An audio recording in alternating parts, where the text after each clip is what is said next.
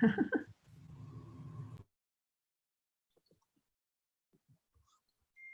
afternoon, everyone. I'm just waiting for the live stream to go on. Looks like we're there.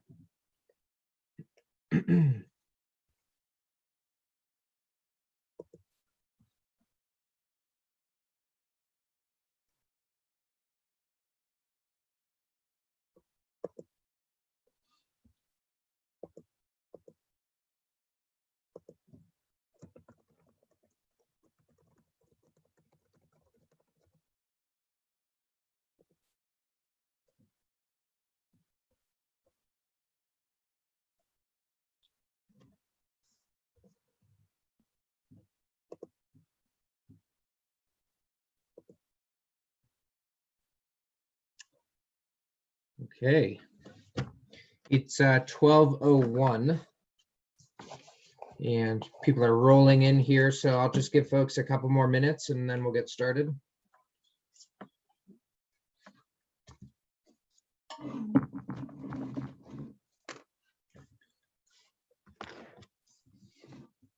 So Zachary, are you out on your porch? No, I'm in my office. Oh, you've got something on the wall then, or you've put Indeed. one of those things up. Okay. Yeah.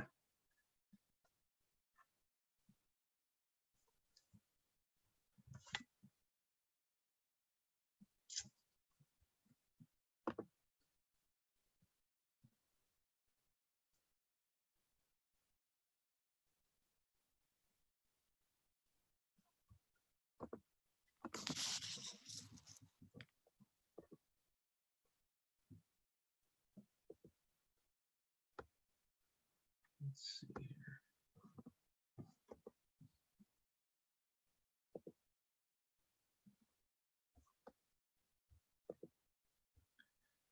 Okay, there are enough of us here to establish a quorum, so let's go ahead and get started, and we'll let folks join us as they come in. I'll do my best to keep an eye on the waiting room function.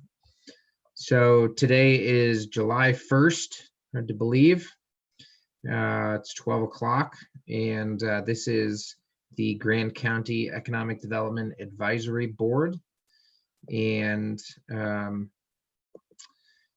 we've had a few meetings together already, so I am not going to take the time to do introductions.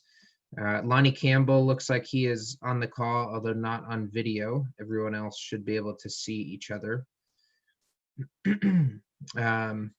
Lonnie, real quickly, are you representing the Chamber of Commerce, or you as a private business representative? It could be either or. Lacey and I were just having that conversation that we weren't sure if I was representing Chamber for this group or for Zion's.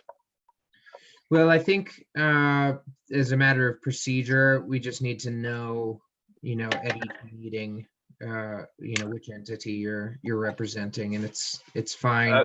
As a representative of the chamber, you're a voting member of this group. As a private I would say representative, you're not a voting member. With Lacey not being on here, I'll be on for the chamber today. Okay. Great. So as we've done in previous meetings, does anyone have any ex parte communication to report?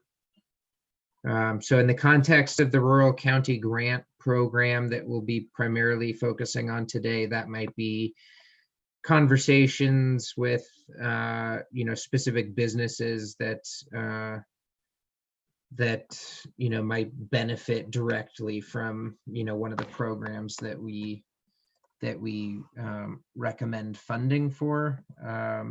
Now that's a little bit of a gray area, so I would just encourage you to err on the side of what makes you feel comfortable. But the reality is that as active members of the community, and as the programs that we're talking about funding, would be A, competitive, and B, open to many people and benefit many people,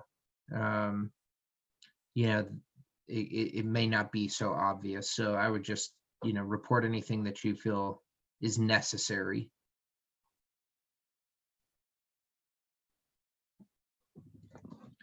Okay, seeing none, let's turn our attention to the draft meeting minutes that Rob and I sent out for June 17th.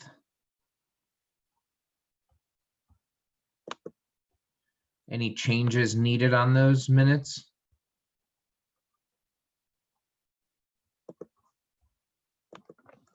These are in the packet. Yeah, they're in the packet on the PDF. Correct. Let me just relook. I think, Why don't I do this? I'll give everyone until I'll give everyone 3 minutes to take a glance at them, and if there are questions, we can address them then.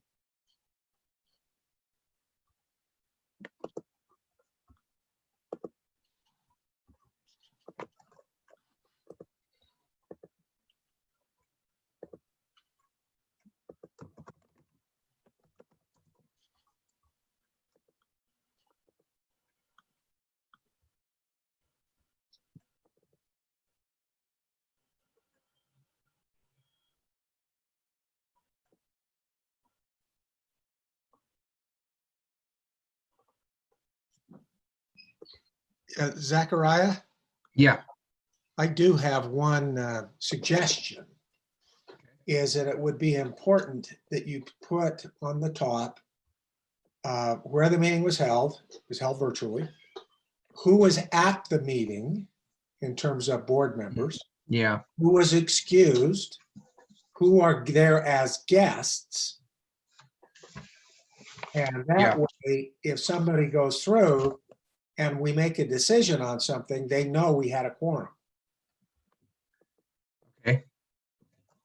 So Rob, are you following that? Are you going to be able to update those?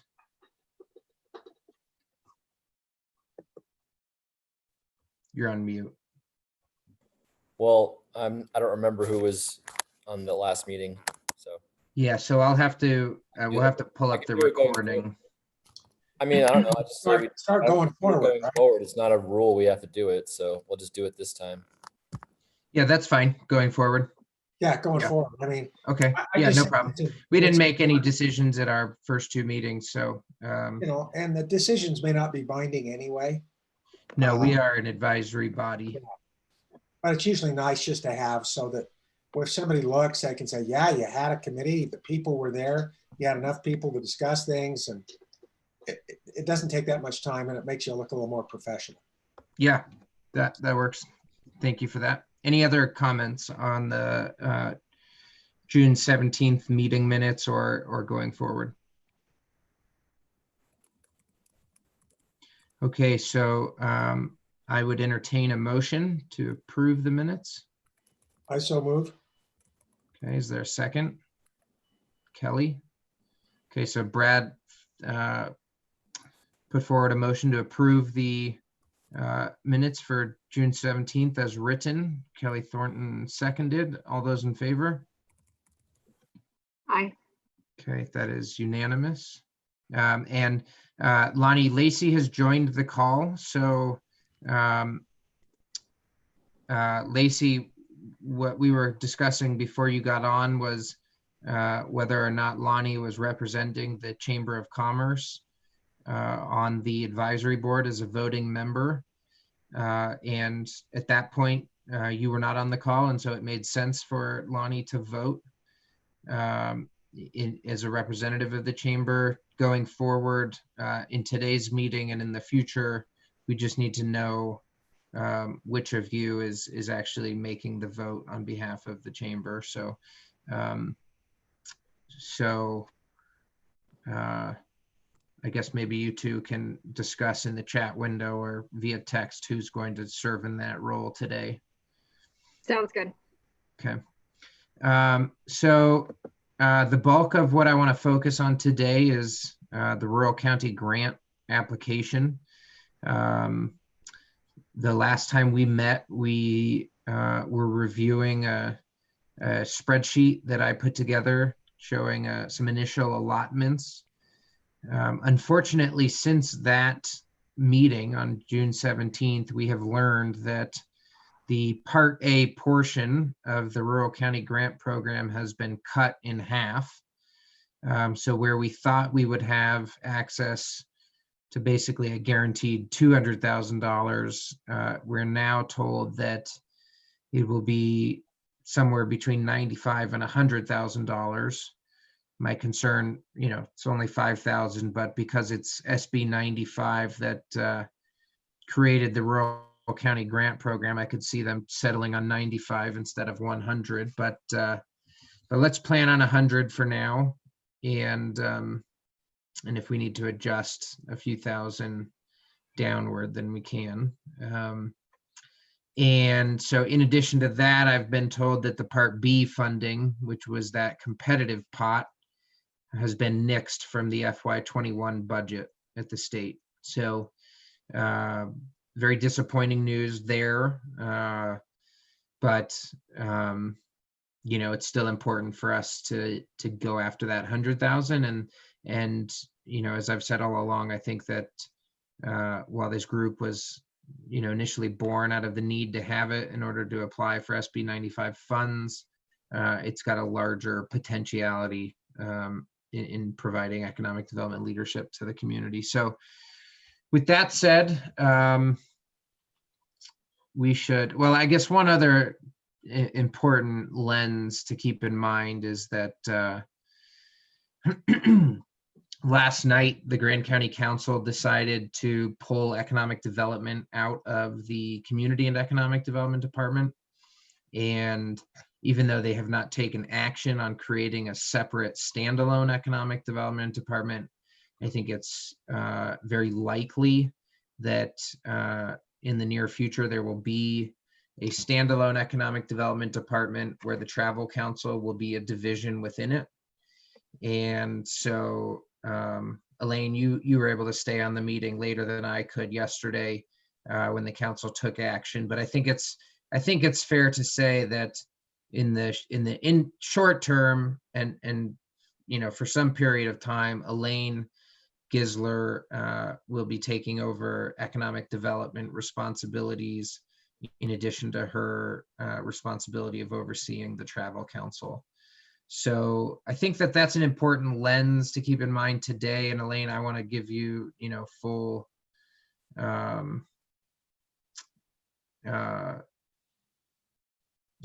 opportunity to sort of insert yourself in terms of, how the funding gets broken down, because at a staff level of implementing the, grant, you're going to be responsible for that. It seems like going for, at least for this year.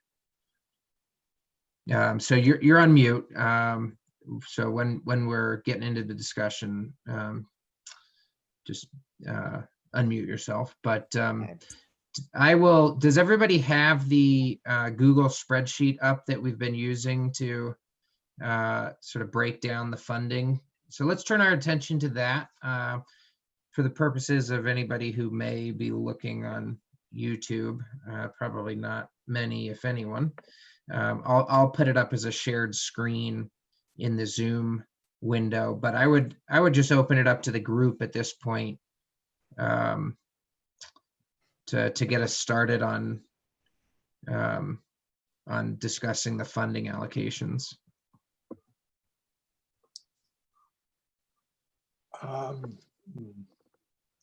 Clearly, we have to cut back in certain areas to meet the 100,000.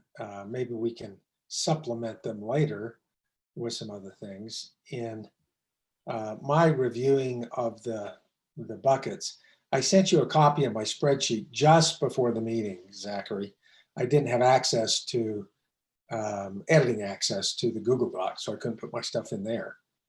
But I basically, what I said was, I think that from an economic development perspective, that we need to focus on trying to get as many resources and partnerships for resources that we can pull together, whether it's people like EDCU, Silicon Slopes, Division of Workforce Services, USU, et cetera, see what they can do, pull them together so that we can use their money in the right way to benefit Grant County, because they have operational monies, i.e. maybe through staff as opposed to cash, to help and to get things done. And the trick is just trying to figure out how to make it work and how to use those monies. And so I felt that one bucket was, I thought the administration bucket is important.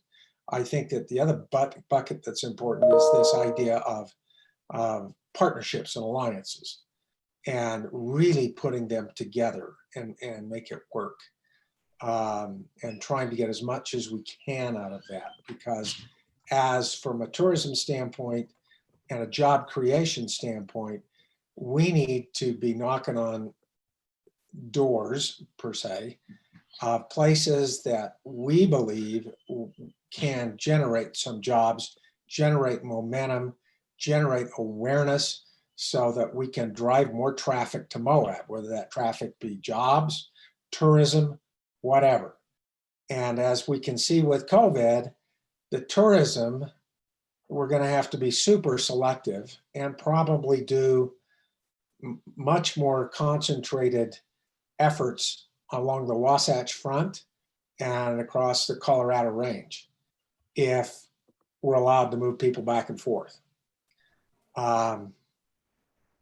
It's going to be very hard to get people clearly internationally, and it's probably going to be very hard to get people from the coasts. New York, for example, if you fly to New York and you're just a person flying there, they're going to quarantine you for 2 weeks.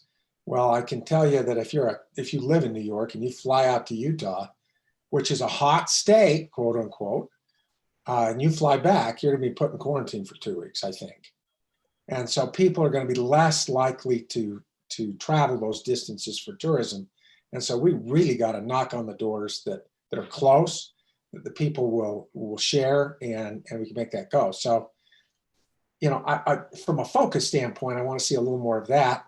When you look at my spreadsheet, you'll see the big thing I knocked out was the co-working space.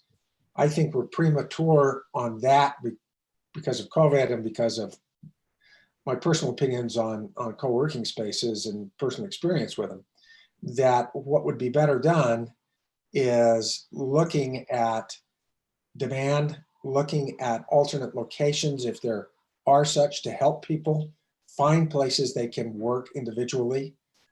So if, you know, just as an example, say JetBlue says, look, we'd love to have 10 or 5 of our reservation people in Moab doing reservations for us.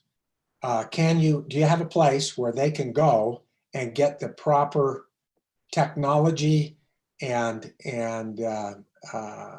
bandwidth that they can work if they don't have it at their home?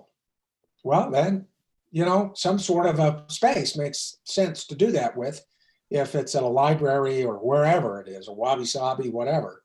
But I think we need to assess that. And so I cut that back to what I considered was an assessment level as opposed to an implementation level and more of a planning level. But that was, the other thing is to, when you're dealing with scholarships, again, see who can provide what kind of money to do what kinds of things. The more immediate the jobs, the better. Where people need to be filled in. You know, one of the things that the business community is faced with is, you know, you take some place like the Moab Diner, they can only handle now maybe 50% of what they could handle in the past. And can they make it up with outdoor service, or are they going to be at 50%? If they're going to be at 50% from a business standpoint, that may cause them to close. Or is there ways that we can help them, because they're going to have to raise prices. Everybody might have to. How do you generate more money to get past break even? And I don't know what businesses are at that level, but when you have people like the Small Business Development Center and other organizations that can lend help, is there a way we can keep these businesses alive and generate them more money so that they can make their break evens until they can adapt to lowering real estate payments, expanding into cheaper real estate that allows them to have what their normal capacity was. I mean, it's just tough. I mean, I'm feeling for all these people. I live up in Midway and they're having the same problem.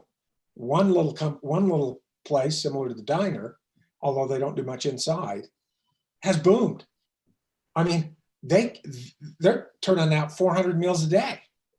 And they were always set up to be a place where you called in and we picked up your meals, right? It was takeout. And they're going nuts. Wendy's is going nuts. Okay. But other places are just dying on the vine.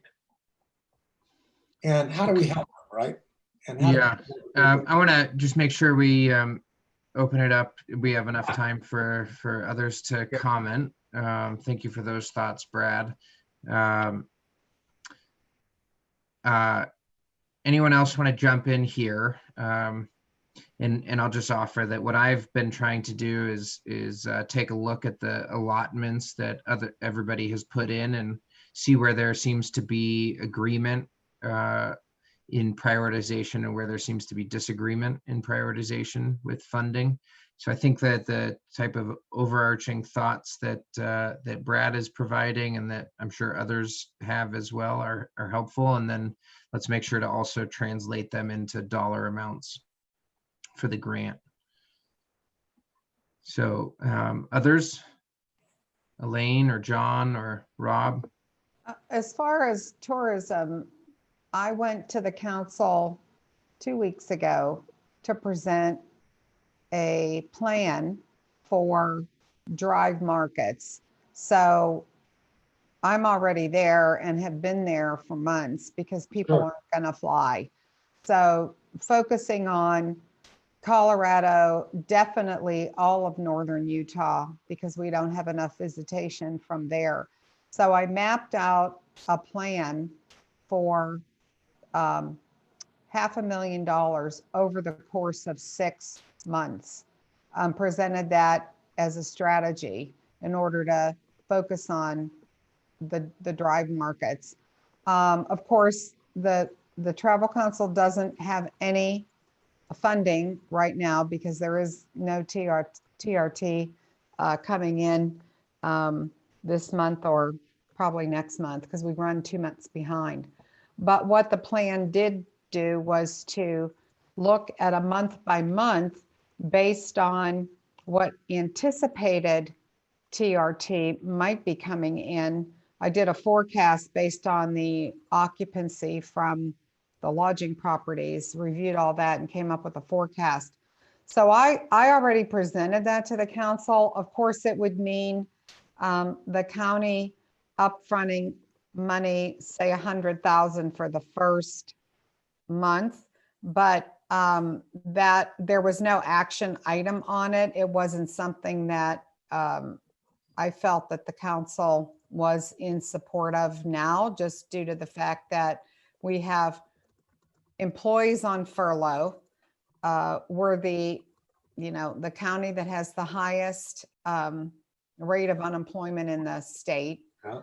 So nothing has really been discussed, but I have a plan. I have a strategy. I've worked with the media company of record that we use and had statistics that they identified in their research, looking at TripAdvisor and Adara and all those companies. So we just didn't go out there and put a number or just put something together. We really thought about it, put a lot behind it. But right now, it does not look like we will have any marketing money for the next few months. So the only hope is that when we do have funding that rolls in from whatever TRT has been generated in partial May and June who knows what July will bring. Hopefully it'll be busier, even though the weather is warmer. I don't see us really doing any marketing until probably September, October, and that will have to force into the shoulder season. You know, we're doing as much as we can with social media right now, trying to encourage visitation. What we can do out of this office from the website. I'm the only one here in the office and answering quite a few calls every day, people asking questions. The majority of the questions are about camping, which of course we don't receive revenue on. So that's a disappointment. But, you know, we're just going to have to wait. And I think we have to set our sights on how we forecast for October, November, or November, December, and forecast funding set aside for the shoulder season so we can generate income and revenue then. Go ahead, Rob. Hey, Elaine, is it something that, I know it's probably for a separate discussion, but could you go back to some of the members of the travel council and say, hey, we're short marketing for a couple months. Can we raise 100 grand and then either pay that money back or just? Well, that was discussed. Evan Clapper did ask that, but I think right now, because the county coffers are somewhat Empty. non-existent, that at this time is not an option. And I know the auditors had just, Zechariah, was it last month they finished with the auditing of the So county? yeah, they So usually do it in April, May. Yeah, so I think what is happening is they're waiting to see what shakes out from the actual audit, to see what funding, you know, what they have in the general fund. I know that the budget officer and the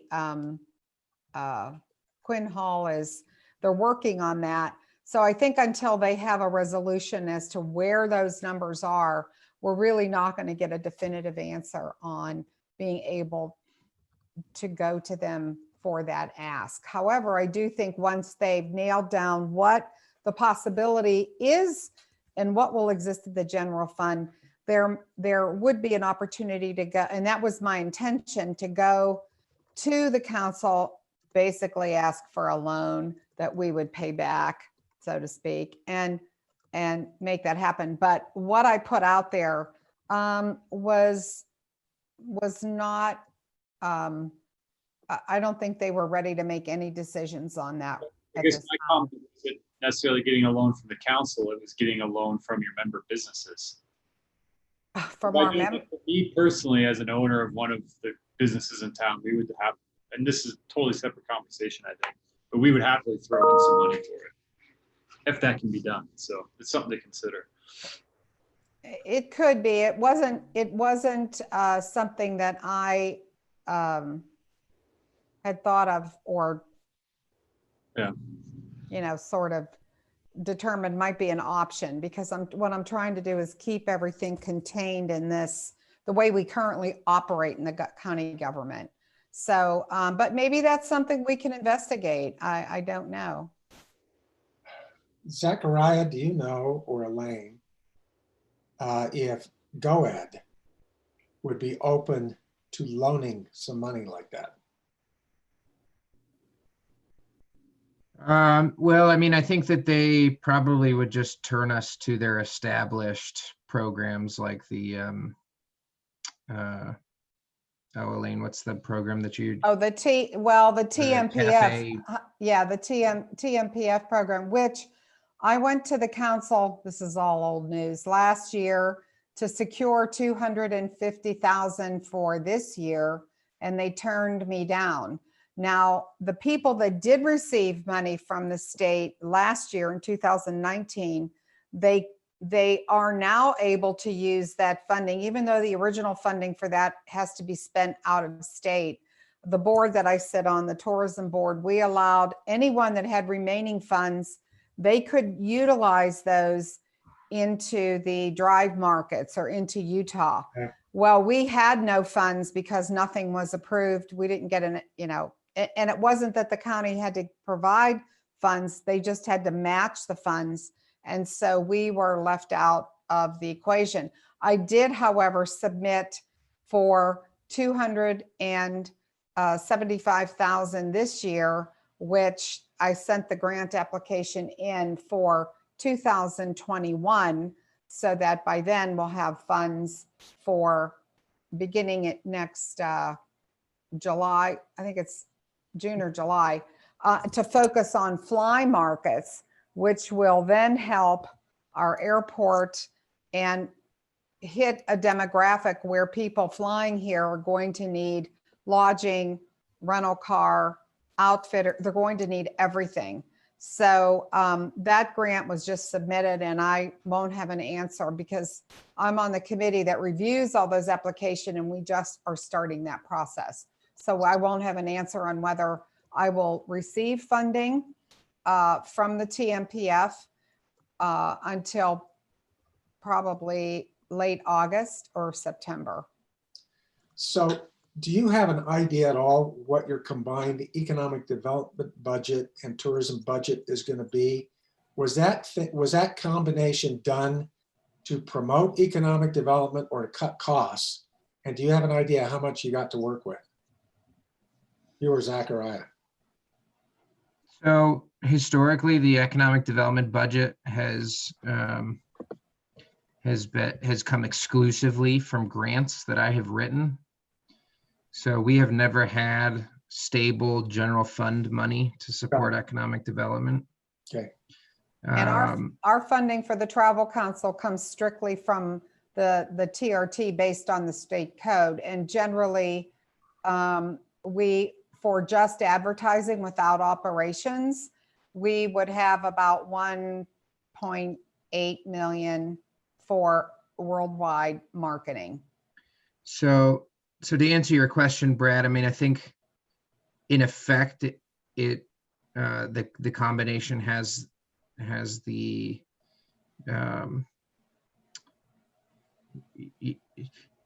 it has the effect to decrease costs because you're basically grouping the administrative costs. So you can keep the name and Elaine gets another job. Is that basically how that works? Say that again? You can keep the name economic development and Elaine gets another job. Correct. Okay. Yeah. So, I mean, basically, whereas since 2018, when my office was formally tasked with doing economic development, it was, okay, you've got all of your community development responsibilities, and now you're also doing economic development. And, that was welcomed in large part because I think I've had a long interest in economic development, and also there's an intimate connection between land use planning and economic development. But it didn't create a lot of additional capacity to do economic development. And so Elaine is going to struggle with the same thing, right? The Travel Council is really busy with its Travel Council and tourism promotion specific activities. And now there's this task to focus more broadly on economic development and diversification. And so the county is still going to struggle in that regard of not having enough capacity to effectively put forward an economic development program. But, in some ways, Elaine's office is already set up to, do more traditional economic development activities than my office was at the time. But she still needs more capacity. Yeah. And Yeah. Hey, were you paid by planning or were you paid out of the grant you wrote? so I never asked for administrative costs within the grant. So my salary was that to the degree that a portion of my salary could be associated with economic development. That's what came out of the general fund for economic development. Could that be carried over for Elaine? Yeah, I mean, You're leaving? yeah. I mean, technically you could apportion part of Elaine's salary to broader economic development efforts going forward. You know, Elaine, it's probably not too late to get an AmeriCorps Vista. So that's something that we should talk about. That creates a tremendous amount of additional capacity at very minimal cost. So, you know, let's say we're looking at this grant split and we've got money in there for administration. Well, for $4,000, you can essentially get a full-time Vista volunteer. That's the best deal in town in terms of human resources. Now, there are some, you know, stipulations as to what that person can do. They can't be treated just like an intern or a staff Right. person. The goal really is to create capacity and alleviate poverty in a more general sense, but that's something to think about while the county is still strapped for cash for full-time benefited positions. But, you know, to the degree that Elaine can find a sweet spot where she's meeting her charge as the travel council director by promoting tourism here, while also promoting broader economic development, then you start to really see efficiencies in budgeting because you can use the transient room tax revenue to cover those costs while meeting the, you know, regulatory standards of that transient room tax. Right. And there are ways to be, for instance, one simple way in the most recent travel planner that we printed 50,000 of, we have a full page, the back, inside back cover to economic development. So there are ways that we can enhance that, doing it legally. But I agree, we need to look into what other opportunities such as the AmeriCorps Vista. And I hope, and I think last night during the meeting, one of the council members mentioned about, you know, having a big plan for economic development. And I agree with that, but I think that has to be down the road. We're just, you know, we have to crawl before we walk and walk before we run.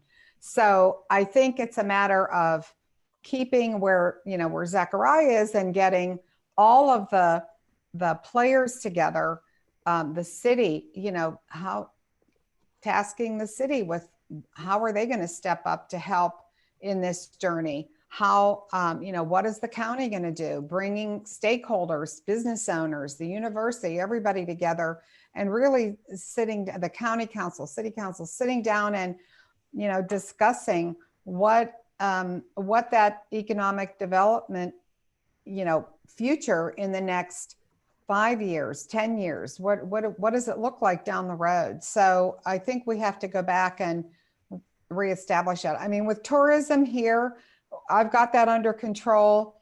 I have been doing it for 5 years. So you know, it'll just continue. My staff, I have great staff here. So I think the economic development part of it is where I can focus. You know, still the fact that Zechariah is still here locally is a plus so that, you know, we can manage I can pick his brain.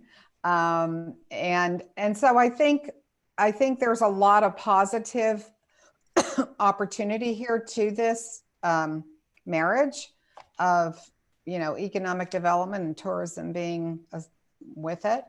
So, but I think there's a lot of work to do to build the framework to really make it effective and make it happen. Elaine? Yes. Let me tell you what I just heard, and then you can tell me if that's wrong. What I heard is what we need to do, which I agree with, is we got to get tourism back on its feet. And that's the real economic development of Moab. And that the other economic development, if we can just get tourism back to 75% or whatever the number is, right, of what it's been, we can survive. Because right now we're in a disaster. I mean, it's like the pandemic in New York, right? I mean, oh my God, things have gone to hell. Now, if economic development per se, other than tourism, may not contribute or need to contribute jobs and additional revenues quickly, then I'm a little more sympathetic with what you just said. And that may be in fact true. So if tourism gets us through the pandemic and gets us back on our feet, then I agree that you leverage all the economic development stuff you can do through tourism, okay? And you help make tourism happen. And we focus on how do we do that. Traditionally, I would say that's probably true for Moab. If tourism can't do it alone, then I think we need to do some things with economic development that can help in the triage as well. Because we're not in a planning phase, we're in a triage phase. Yes, yes, yes. Well, the fact is that the economic driver here is tourism. Yeah. The unfortunate thing is that we've got leaders in the community that don't believe that don't want it, that are happy with basically where we are right now. But the reality is that we need that revenue to come in order to sustain us, so we can move on You to can do more. diversify. Exactly. Exactly. You can't diversify if we're, trying to stand on the corner of the street to collect funds to help the general fund. Well, So yeah, I we agree. need tourism. Tourism isn't going to go away. That is our only economic driver that we have in this community. Well, let me jump in here. Brad, you said tourism is going to get us through this pandemic. I think it's completely opposite. The pandemic is going to destroy our tourism. Very possible. Look at the cover of the New York Times right now. Yeah. I mean, right now, you look at the cases that are going up right now. I think we have to plan for this economy to be closing soon. It's likely going to be happening. Tourism is likely going to go down before it goes up. And I would say, save your money, Elaine, for now. It's going to get worse.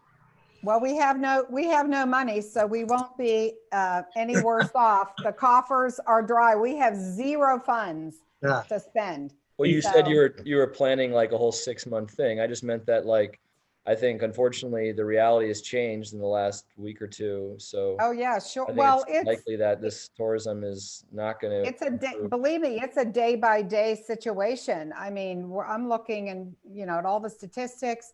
I'm looking at the travel. I mean, it's a very, very grim news for the travel industry. Yeah, and it's not going to changing get up and down. It's not going to get any better. It's getting worse, right. Clearly worse. It's not like we have glimmers of hope or anything. Exactly. Hey, exactly. I don't know what the agenda is, but it seems like we've digressed a lot from the spreadsheet. Yeah, I was gonna pull us back here. So, I think this discussion is relevant. Can I just say something real quick? I'm sorry that I was late. This conversation is very interesting. I do think that there is a tension between tourism and economic diversification in our community. The pandemic is definitely bringing forward the opportunity to have this conversation. But I wanted to speak to the question, Elaine, that you posed: where is the city in economic development, and what will our role be? Mm-hmm. And that is a question that will be answered through a series of meetings moving forward. We have operated for the past few years under the framework that the county was to lead in economic development, that Zachariah was our fearless leader, and that all of the output of his office was incredible. When SB 95 passed, it was like, yay, $200,000 to the county to support Zachariah and his office. Mm-hmm. Amazing. And now everything is shifting. Mm-hmm. So let's try to recognize that this is very new. The fact that we are losing Zachariah to the private sector is devastating news for us in terms of economic development in our community. And because you have done such a great job, Zachariah. And I want to say thank you for that. Now, what the city's role is going to be moving forward, that's going to come out of meetings between the city and the county. The county's not asking the city yet to participate in economic development.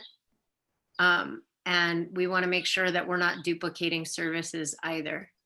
So more conversations to come, but I do appreciate the question, Elaine. The city is, open to the conversation of being more active in terms of economic development. And hopefully my role on this board will help to at least bridge that and help us think about how we're spending the money, but then also the resource that is in the city. Well, that's So hopefully positive. that- That's positive. Thank you. Okay, in the spirit of John keeping us on track here, I want to do the same. We need to submit an application to the state for funding through SB 95. That doesn't mean that these broader conversations need to end. And in fact, I hope that they don't end, because this is the conversation that we need to be having, consistently for a sustained period of time until we can strategize, our way towards a more resilient and prosperous local and regional economy.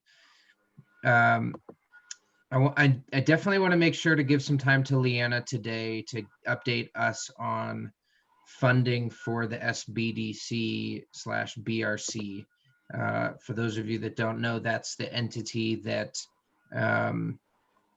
that Beth McHugh has overseen. That's the office that oversees the custom fit program. And the last time Leanna and I spoke, there were cuts to that budget, and there was a need to find some additional funding to make sure that the local SBDC office could continue functioning. And so, I know from my experience that Beth McHugh has played a really pivotal role in supporting not just entrepreneurs, but existing small businesses as they try to sustain some initial growth through their first phase. So Leanna, just know I want to come back to you. I want you to address the group, but I want to turn our attention back to this spreadsheet and back to the need to actually allocate money in these various pots. I'm going to do what I hope is a reasonable attempt at identifying where there seems to be consensus.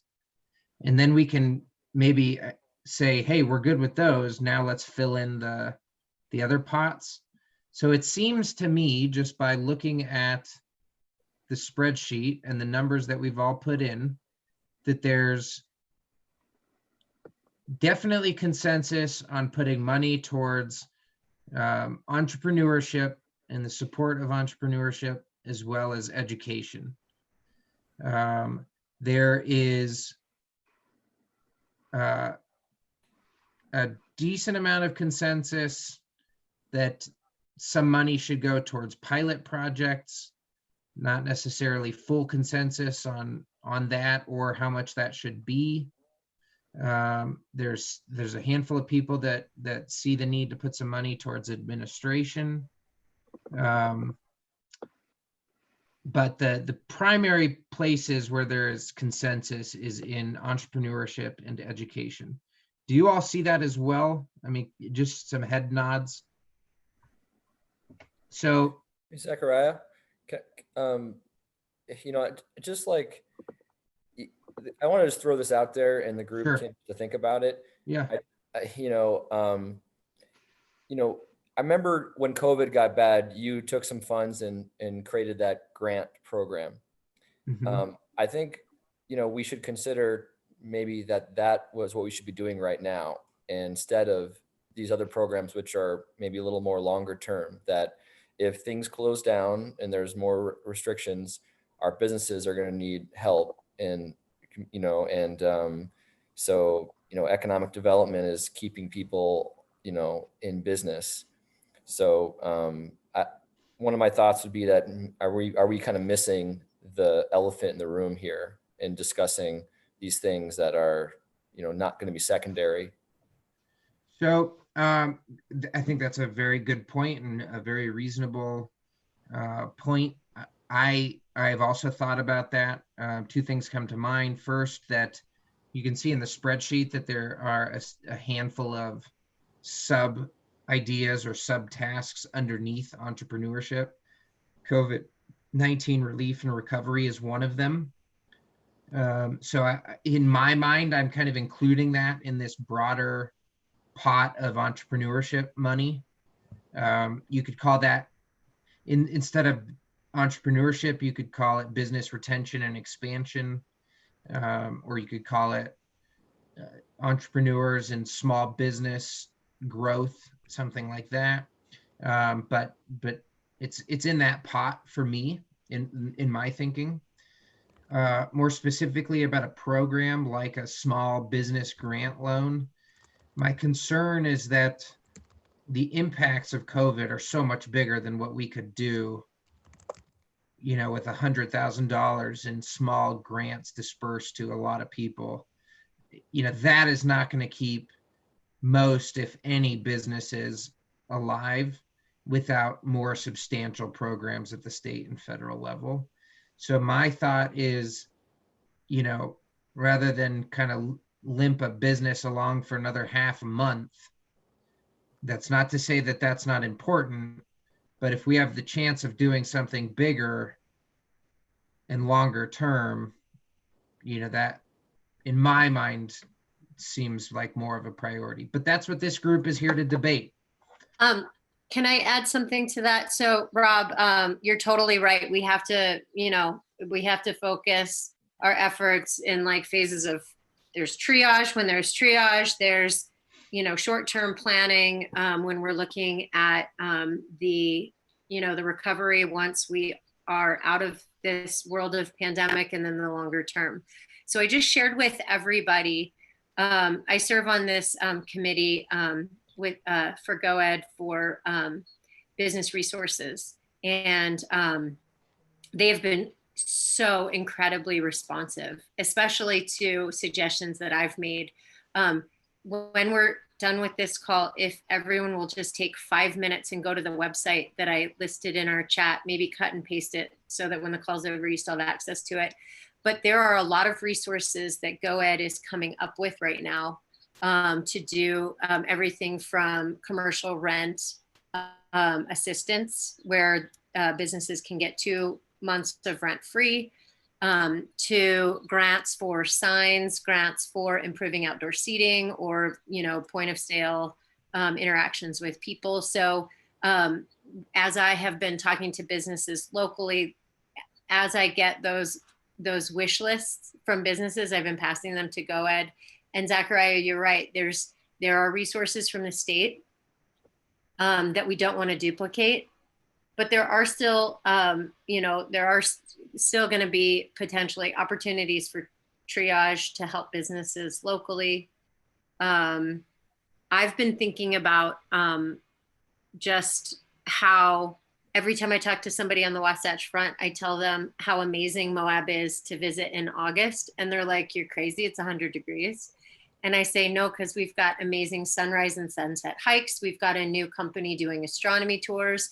We've got an amazing river that's splashy fun. And if you, like me, have been trying to do business with your children at home, send them to the pool at the hotel and get your work done in a nice hotel room. So, just messages like that share what we have, and whether it comes from the Travel Council or not, just sharing the positive message of Moab, at least on a regional, to our regional friends is going to be helpful. But back to how we're allocating the spreadsheet still shows 200,000. That's just in So- the first column. Okay. Can So we- if you go to the right, I'll just clear that column out so that people don't see it. What appears to be a guillotine. And then what could be helpful? What could be helpful is just to, because I haven't yet commented on the spreadsheet because of everything that's, been happening too. What might be really helpful is to develop a new spreadsheet with just the few buckets that have emerged as our favorites, and then sort of allocate within those.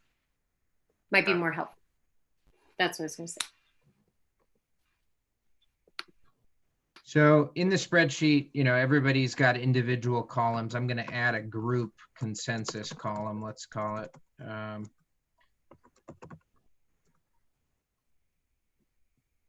Yeah, and just small things like Zachariah, like maybe we could, I'm in support of the business summit, but I just thought that might make more sense to just not do it virtually and save that money. Yeah, I agree. I don't envision a world where a business summit is held in person in 2021.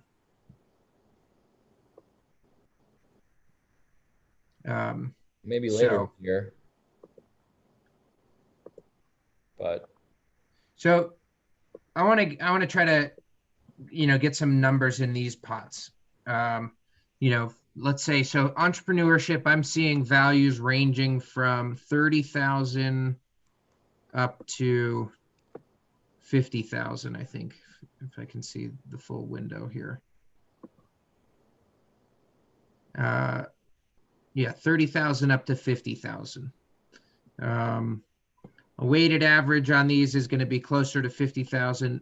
If I just put in here, let's say 45,000 for today, just as a placeholder for now. How do people react to that as a group? Any yays, any nays? Maybe let's do a straw poll vote.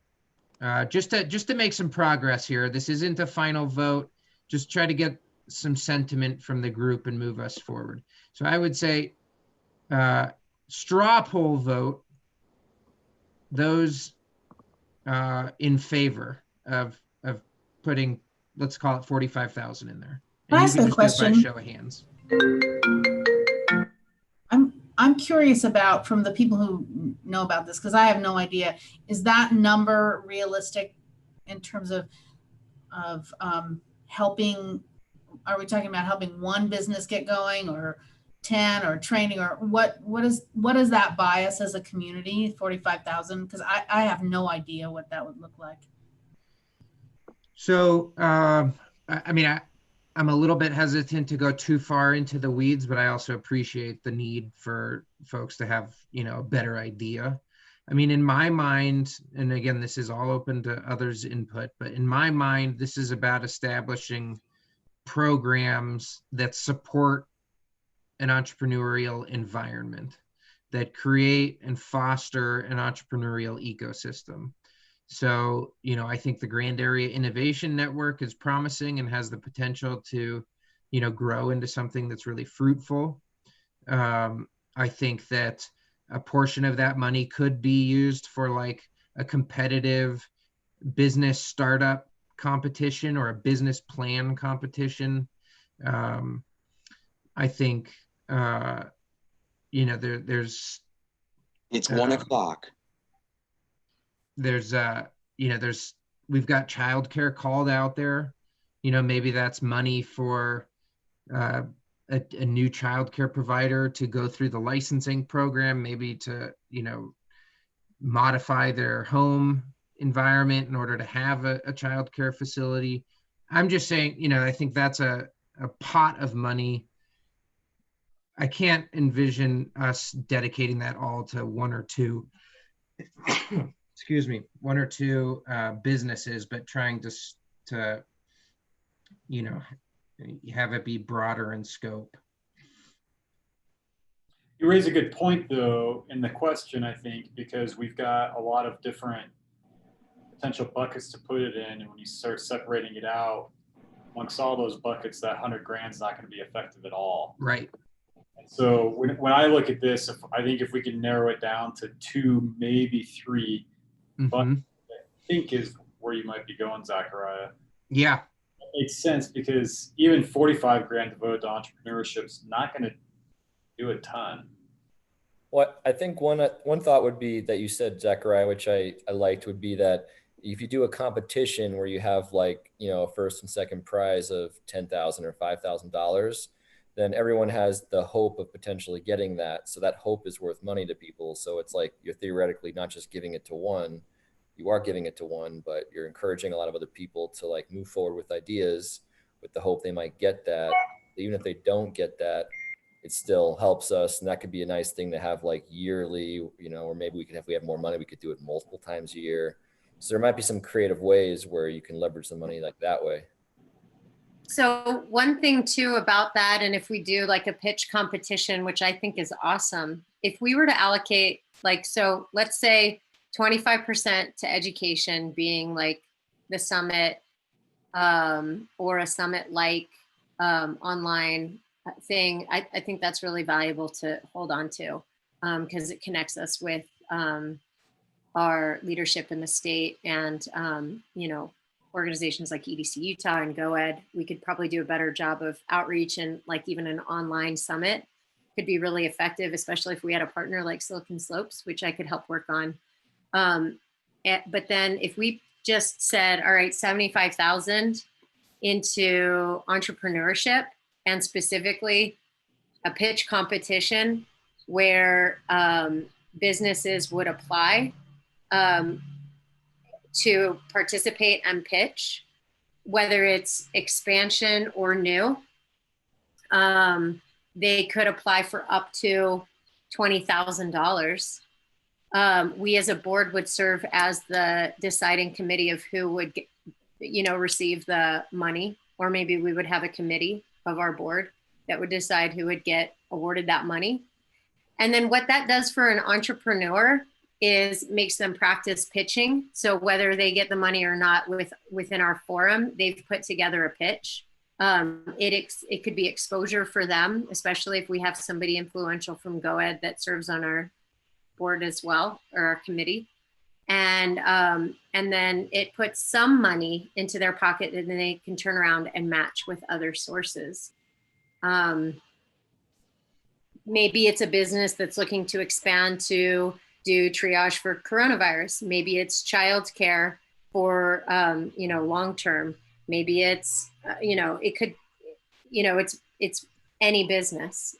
And maybe that's where I'm going with my vote for putting as much as we can into entrepreneurship and maybe this program, and but then still retaining, you know, 25% of the funds for education for a summit. That's my 2 cents. How was the And summit, sorry, I didn't put it in the spreadsheet. how was the summit funded previously? That was my question when I saw the summit in there. I figured, well, we already had funding for it, so why do we need more? So, and sorry, I missed the last meeting. So Yeah, no, that's okay. It's a reasonable question. So we have used business expansion and retention grant money to put on the summit, and that has enabled us to significantly subsidize the cost of the summit for local business representatives. So, you know, this last year we increased the cost of a ticket, you know, not that significantly relative to like what you'd see at other, you know, business summits put on by, you know, economic development organizations, but you know, it still barely covers the cost of somebody's like, you know, food, and I mean, it hardly covered the cost of their food at the summit. And so, you know, all of the other costs have been borne by grant funding and donors that have been quite generous, but it's not self-sustaining yet. But to answer more specifically, John, the state gave Grand County money through a BEAR grant. In this last reorganization of funds, SB 95 took that grant fund and some other, lumped it all together and said, now we're just going to give you. Yeah, so that 200,000, funding source now it's doesn't exist anymore. 100. Yeah, so now it's all lumped together and given to us. So it's essentially this money that we have to allocate here is the same money that we used for, like it's from within this budget that we would be working with to continue the summit. Thanks. Leanna, do you want to step in? I think it's relevant to our conversation about entrepreneurship and small business growth. Do you want to just give us a brief update about the SBDC? Yeah, sure. Before I do that though, I want to kind of tack on what Emily was saying about some of this entrepreneurship. We've been talking about having a COVID champion or community engaged scholarships and raise some money for that. And I think we might still be able to do that, but that idea would be a very similar thing. What's your idea for improving businesses here or trying to attract people who wouldn't have thought of it? So maybe part of this event of the pitch could also be where there are, you win a scholarship to get your MBA or something like that, right? Yeah, so for the, I guess the BRC funding has been completely cut, was my understanding. So in chatting about, we have this position open, and anyone who has recommendations, we're going to start interviews soon to replace Beth. And you're right, Beth has been a really, really important part of the community, helping these businesses go through her empathy for the human beings that are doing these business all the way up to getting them started and figuring out gaps and working with the banks and getting them loans and things like that. So I just talked this morning before this meeting to make sure that we're up to speed, but they have found, the department that does this, they're located up in Price, that they have found enough money to continue this as a part-time, at least for the next year. So I think that it would be, the use of the funds would be better for that, but it's still not entirely clear to me. They were, finding bits of money that they haven't spent here and there to fill this gap for the following year for a part-time position. And so I don't know what the long-term outcome will look like for that, but for now we can hire a new Beth or someone almost as good as her for the following year. So I think it would retire. Yeah. Retire, is that what happened? Yeah. Yeah, she retired. Well, so let me throw out an idea here. It's clear that the group, at least in the numbers, is really coalescing around this notion of entrepreneurship and small business growth, as well as education. I really like the idea of focusing our efforts on one or two things or one or two groupings. That also is helpful when you've got limited staff, because the more you try to spread them out, the more you need an additional person rather than somebody being able to add it on to what they're already doing. And so in the context of Elaine and her, hopefully her staff returning to oversee this, we want to try to narrow the scope for them so that they can stay focused and actually achieve the goals as well. Can you address my question here? I was leaning towards having some administrative support too, because if we have these ideas, they're not going to happen if there's not somebody who's responsible to make them come to fruition. And so do you think that the staff, do we have enough people to kind of follow through on some of these ideas? Or if we don't, go to the funding or a match or a part-time or something? Elaine, what are your initial thoughts on that? Well, right now the staff is furloughed through the end of July, and not sure. I think the intention is that we will bring the staff back, the 3 people that I have, or 2 people right now that I have, and then possibly look at bringing on a person to support and help to facilitate GCED. So it'll kind of be a shared, and we haven't gone through all of the job descriptions yet, but some of the people here will share in that responsibility between tourism and ED. And then we would have, I hope, one person that would then be actively working, but there's no guarantee. I think it all depends on, you know, what funding we receive from TRT that's generated. And if things keep, you know, if the pandemic is continuing to impact us like it has impacted us earlier, then of course that will not happen. So it's really hard to say. I do think we should put something aside, even a small amount.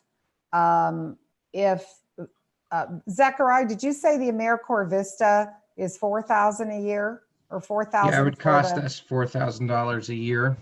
Yeah. And And so, I mean, I wonder if that might be a really wise thing to do, that we have somebody then dedicated and committed to doing this, because I see there's a lot of stuff up in the air right now and where the assignments are going to wind up.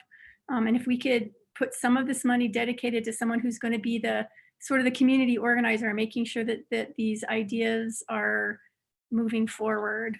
And that seems like a small number that could help. Yeah, I would have to. I also want to say that agree. I would have to agree. I just want to say that I really feel like I think that I would like this group to spend some time talking about how changing our mindset, right? Instead of saying that, you know, how just because we've always done something really a certain way. I think COVID has really showed us that things are changing and that we're starting to think a little bit more innovatively, and I'd like to see that continue. And I think that this entrepreneurship and education emphases are good in that way, and think about how we can use this sort of message that we've gotten with the COVID is how can we be more adaptive and innovative and use remote work or, you know, we've talked for a long time since I've been here about what new industries there might be. And I also don't want anybody to forget about the people that we have here that are in, I don't know what the word I'm looking for, but in way over impacted compared to others are those people that are working in the industries, right? And so the business owners are suffering, but so are all those employees. And so how can we help everyone and help them and not forget that, you know, maybe through employment or training, workforce development kinds of things that we can help everyone that's suffering. So those are my 2 cents. So I agree with you, Leanna and Elaine, that reserving money out of this bank for an AmeriCorps Vista for the office is a just no-brainer, super smart idea. I wonder if under entrepreneurship, if we were to allocate money to the Grand Area Innovation Network, and that network would then, you know, decide between pitch competition or another mechanism to fund expansion or innovation that's new within that network, and then finally retaining money for the business summit, knowing that this year's going to be, you know, the next one would be like an online format. Hey, Emily, I really like that approach. Just the 2 cents that I would throw in is I know USU and the entrepreneurial programs have a process for pitching. There's some startup programs. You know, I don't know if there's a way to leverage and gain some additional traction with resources that are already established rather than kind of developing our own. Right? Is there smarter ways to use the funds right now into programs that we can just copy or leverage with USU? I think making that educational investment, right? Even if it's a new entrepreneurial person that's wanting to get out of their basement, but giving them the education, establishing that long-term sustainable economy with workforce, I think USU might be our best bet right now. Thanks. Thanks, Sheik. And I think it would be really nice to partner. We're talking about partnerships and leverage the USU entrepreneur kinds of programs with that group, right? And then that would teach them to be self-sustaining, teach a person to fish, kind of an idea. So I know Michael Glasser, I know he has some resources already established online, and I kind of see these dollars being spent in online retraining. If there's a workforce that's out of work, how do we retrain them and reposition them for a different industry? And maybe it is through the entrepreneur program or the CTE certifications, but I think those are dollars just immensely well spent right now, especially if we're not necessarily throwing dollars into triage and propping businesses up or individuals, then it's really establishing that long-term growth through education.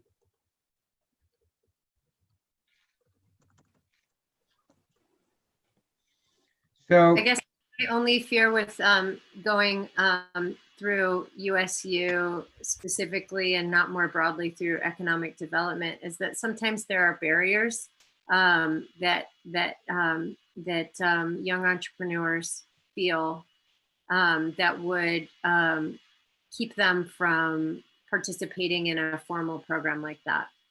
So what I've done is, I like the Brad. idea of funneling folks to USU. I think there's an opportunity for the Economic Development Department and for SBDC to serve as the sort of guiding entity for that.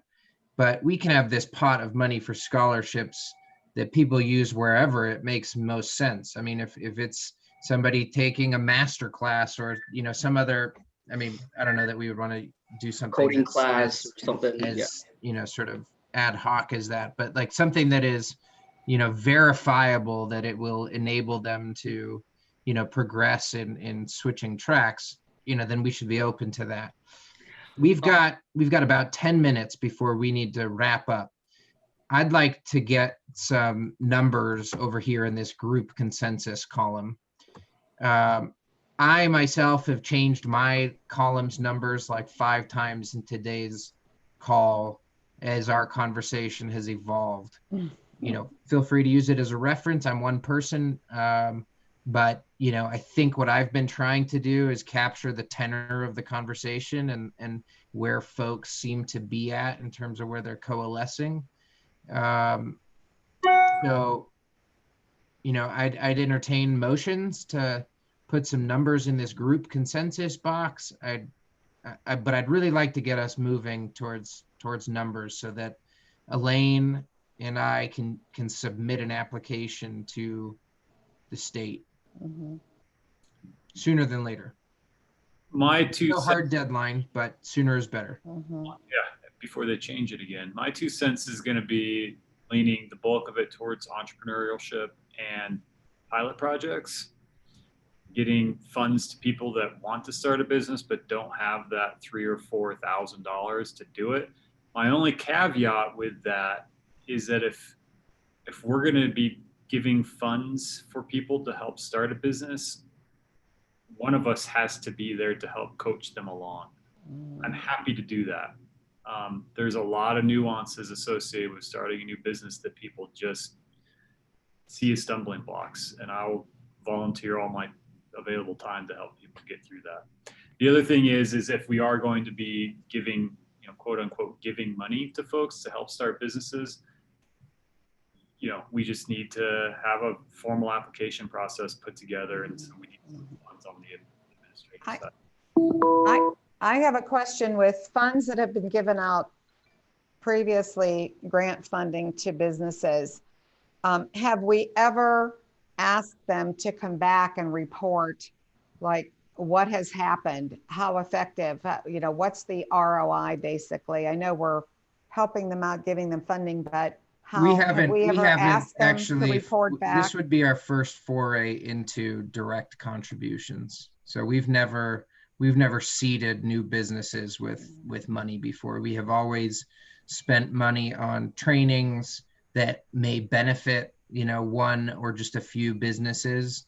It's pretty rare we do that. We've really focused most of our efforts on or most of our funding on efforts that are open to, whichever businesses want to take advantage of them. And so, unfortunately, we've also spent a fair amount of money just on advertising to try to get businesses, to take advantage of those opportunities.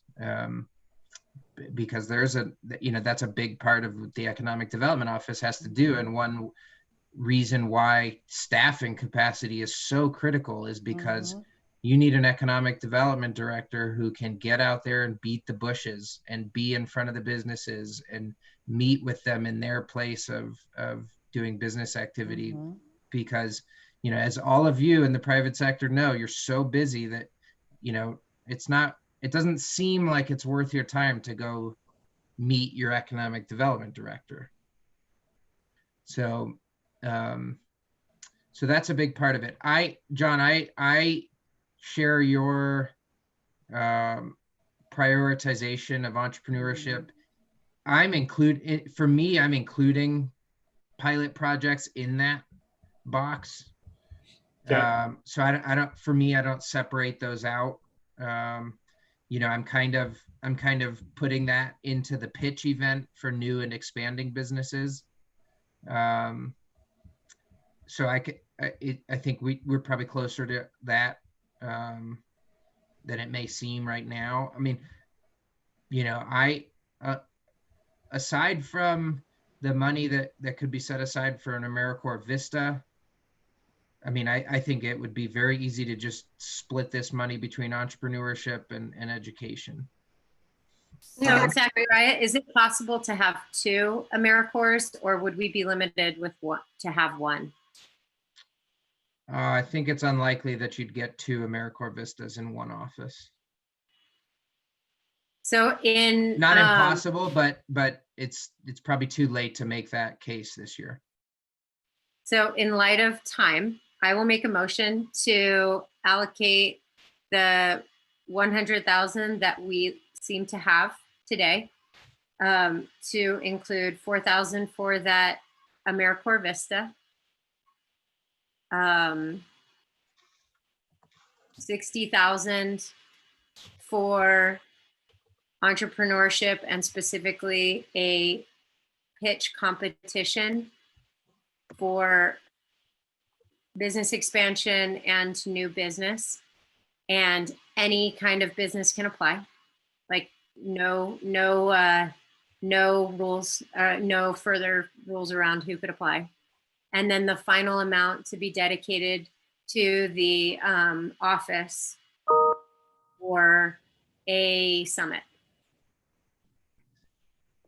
Okay, so the remainder would be 36,000. Yeah. And you're and so you want to put all that towards a summit in your motion? Maybe Or we'll just go education broadly? 70,026. 70,026. Okay. That's my motion. Jack, can I ask you? Yes, go ahead. It's not time. There should be a second for discussion, but just I'm wondering if it's possible to get an AmeriCorps Vista for workforce development at USU that could work with them.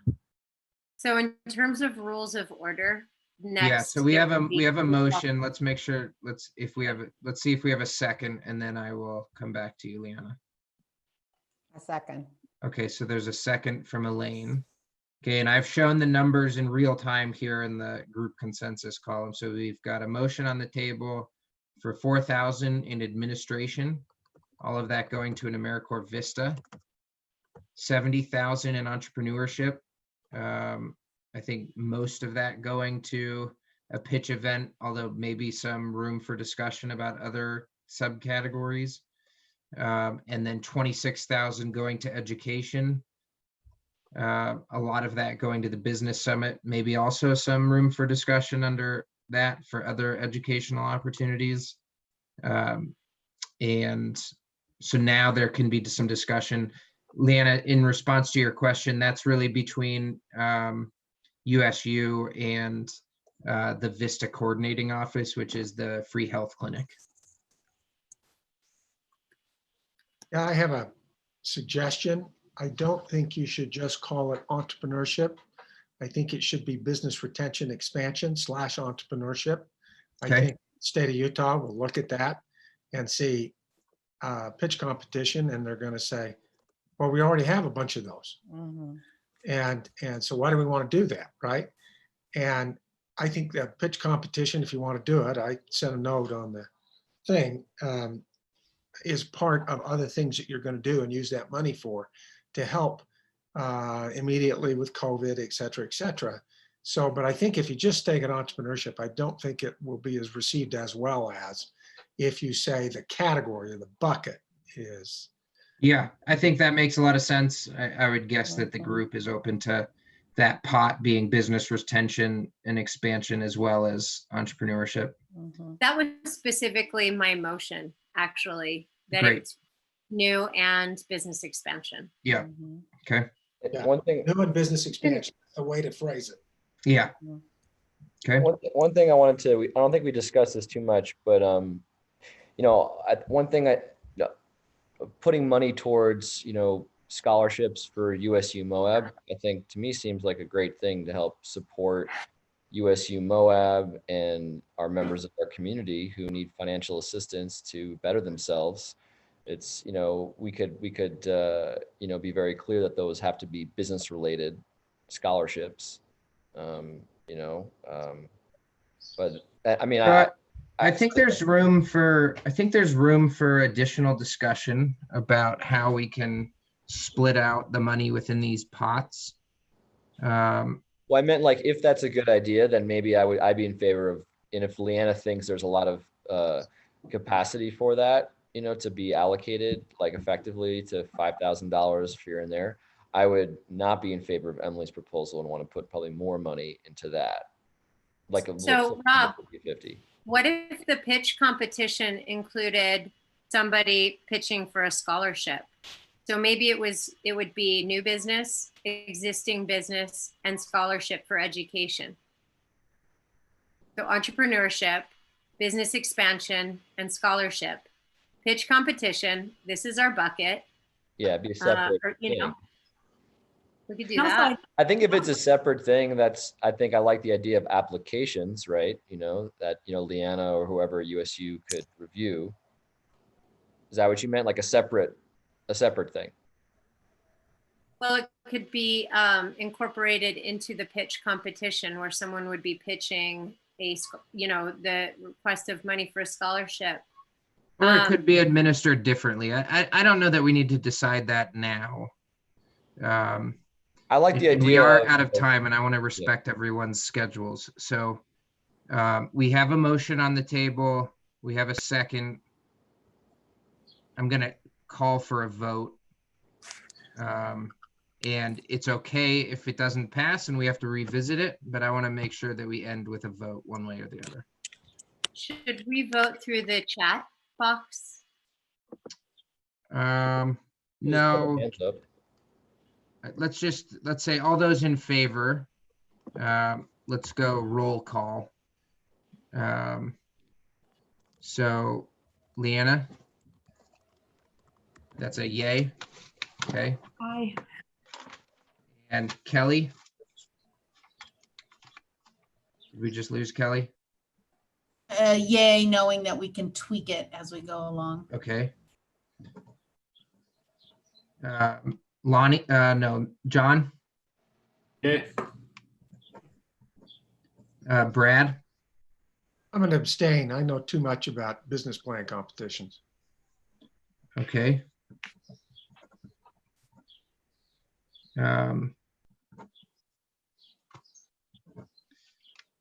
Rob Walker. I'm gonna go no, just because I Okay. want a little more clarity on the buckets of.